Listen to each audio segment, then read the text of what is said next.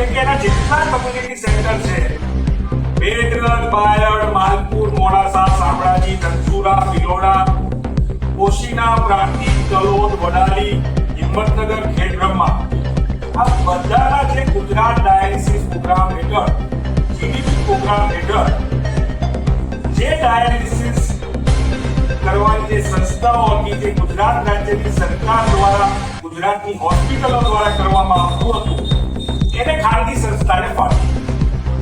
આ dialysis centre એક symbiosis healthcare કરીને સંસ્થા છે, તેના નામે ફાળવી દેવામાં આવે. ખાનગી સંસ્થા, શું આ ખાનગી સંસ્થા કોની છે કે ટેન્ડર વગર ફાળવી દેવામાં આવી?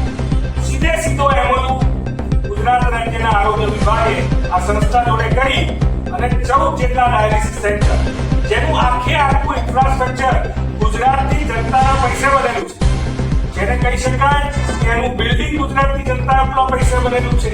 કે ડાયાલિસિસ માટેના જે મશીન ઇન્ફ્રાસ્ટ્રક્ચર આવે, જેને કહી શકાય કે 4 કરોડ 20 લાખથી પણ વધુ કિંમતના મેડિકલ ઇન્ફ્રાસ્ટ્રક્ચર, મશીનથી લઈને દરેક બાબત સુધી, એની વ્યવસ્થા ગુજરાત સરકાર કરશે. ડોક્ટરની સુવિધા આપવાનું કામ ગુજરાત સરકાર કરશે અને માત્ર કમાણી કરવાનું કામ આ ખાનગી સંસ્થા કરશે.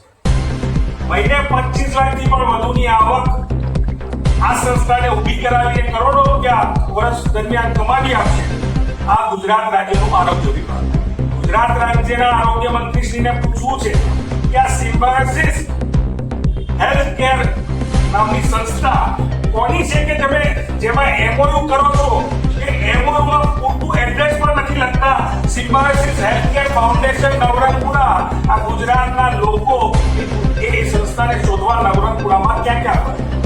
સ્પષ્ટપણે બધું જ ઇન્ફ્રાસ્ટ્રક્ચર આપણા બધાના ટેક્સ મનીથી ઉઠાવેલું ઇન્ફ્રાસ્ટ્રક્ચર અને ખાનગી સંસ્થાને ફાળવી જે પ્રકારનો મોટો ભ્રષ્ટાચાર આરોગ્ય વિભાગ દ્વારા આચરવામાં આવ્યો છે, એ સ્પષ્ટ દેખાઈ આવે છે. ક્લેરિટી જોડે આંકડા બોલે છે.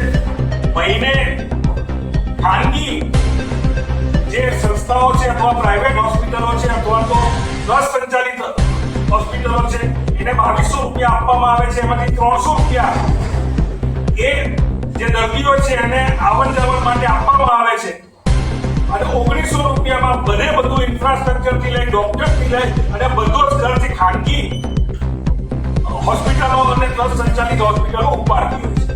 તો આ ખાસ સવલત સિમ્બાયોસિસ હેલ્થકેર ફાઉન્ડેશનને શું કામ આપવામાં આવે? બધું જ બનાવીને માત્ર કમાણી કરવા માટે સિમ્બાયોસિસ હેલ્થકેર ફાઉન્ડેશનના નામે સરકારના કયા મળતિયાને ફાઇનાન્શિયલ ફાયદો, આર્થિક ફાયદો આપવાનો પ્રયત્ન થઈ રહ્યો છે? કોણ છે આ વ્યક્તિ? સિમ્બાયોસિસ હેલ્થકેર ફાઉન્ડેશનનો માલિક કોણ છે એ તપાસનો વિષય છે. જો ગુજરાત રાજ્યના 2 જિલ્લા અરાવલી અને સાબરકાંઠા, આ 2 જિલ્લાના ડાયાલિસિસ સેન્ટરો જો ખાનગી સંસ્થાને આપેલા હશે તો મને માનવું છે કે તપાસનો વિષય છે કે ગુજરાત રાજ્યના છેવાડાના આવા અનેક જગ્યાએ આ પ્રકારના આર્થિક ગુના આચરાયેલા હશે. કોકને કોક મળતિયાને ફાયદો અપાવવા માટે ક્યાંક ને ક્યાંક જે આરોગ્ય વિભાગમાં બેઠેલા લોકો છે, સંકળાયેલા લોકો છે,